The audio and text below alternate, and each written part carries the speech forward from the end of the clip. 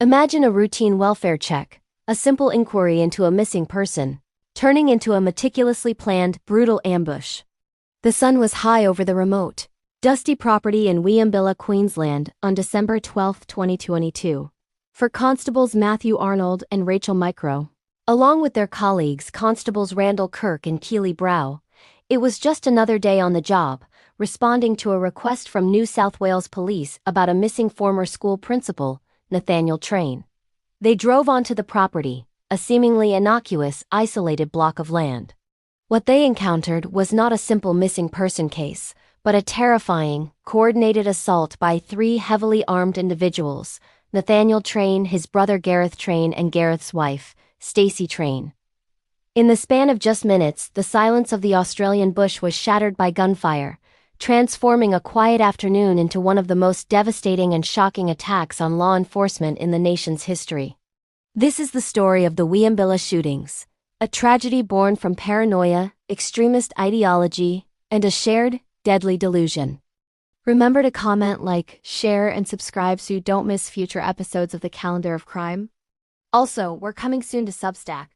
The chain of events began innocently enough with a missing person report filed in New South Wales. Nathaniel Train, a 58-year-old former primary school principal, had been out of contact with his family for months. His disappearance was concerning, and the NSW police requested a welfare check at the last known address associated with him, a remote property on Waynes Road, Wieambilla, in the Western Downs region of Queensland.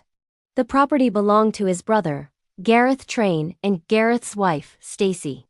The Queensland Police Service dispatched 4 officers to the location. Constables Matthew Arnold and Rachel Micro, both young officers with promising careers, were accompanied by Constables Randall Kirk and Keely Brow. They arrived at the property around 4:30 p.m.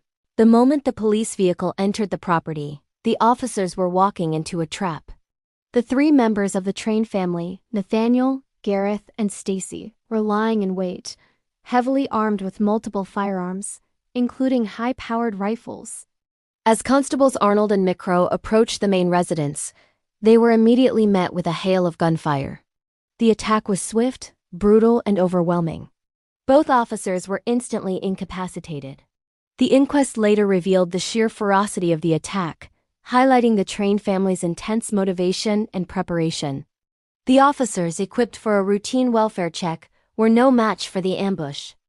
Constable Randall Kirk, who was still near the police vehicle, was also fired upon and sustained a gunshot wound.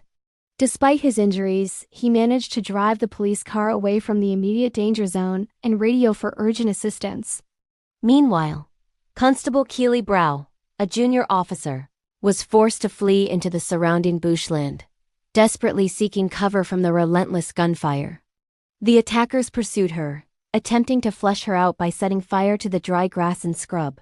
She hid in the dense vegetation, sending desperate messages to her colleagues, fearing for her life. Tragically, the violence did not end with the police.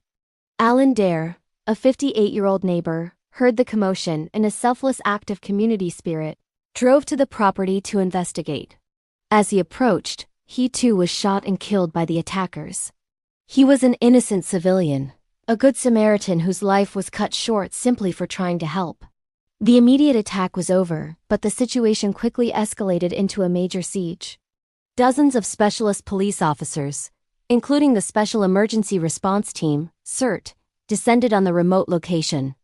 Constable Brow was eventually rescued from the bushland, shaken but alive. The bodies of Constables Arnold and Micro and Alan Dare remained on the property.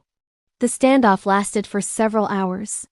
Police negotiators attempted to communicate with the Train family, urging them to surrender, but their pleas were met with silence and continued hostility. Around 10:30 p.m., after hours of tense waiting, the siege came to a violent conclusion.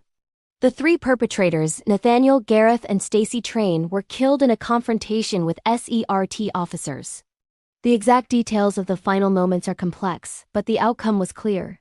The deadly threat was neutralized. The property was secured, and the full extent of the tragedy could finally be assessed. The subsequent investigation delved deep into the lives of the Train family to understand what could drive them to such an extreme act of violence. Nathaniel Gareth and Stacey Train were found to have been living in a shared world of paranoia and extremist ideology. The Queensland Coroner's Inquest, which concluded in late 2025, found that the attack was not an act of religious terrorism, as some initial reports suggested, but was driven by the family's shared delusions and a deep-seated anti-authority, anti-government, and conspiracy theory mindset. The family had become increasingly isolated and radicalized, subscribing to various fringe beliefs, including sovereign citizen ideologies and anti-police sentiments. Their online footprint revealed a descent into a world of conspiracy theories, fueling their intense hatred for law enforcement and government institutions. The inquest found that the attack was premeditated, a deliberate ambush planned to target police officers. They had prepared the property, creating defensive positions and stockpiling weapons, anticipating a confrontation they believed was inevitable. The inquest provided a crucial, albeit painful, examination of the events. It confirmed that Constables Arnold and Micro were adequately equipped for a routine welfare check, but were simply no match for an ambush of this nature. The coroner, Terry Ryan, found that the attack was not a simple act of a missing person gone rogue, but a coordinated, ideologically motivated assault. The findings highlighted the need for better intelligence sharing and risk assessment, particularly when dealing with individuals exhibiting signs of radicalization and anti-government sentiment. The families of the victims, while finding some closure in the official findings, expressed their continued grief and the profound impact of the tragedy. The Wieambilla shootings stand as a stark reminder of the dangers faced by police officers every day and the devastating consequences of unchecked extremism and conspiracy theories. The memory of Constables Matthew Arnold and Rachel Micro, and the brave civilian Alan Dare, is honored by their colleagues and the community.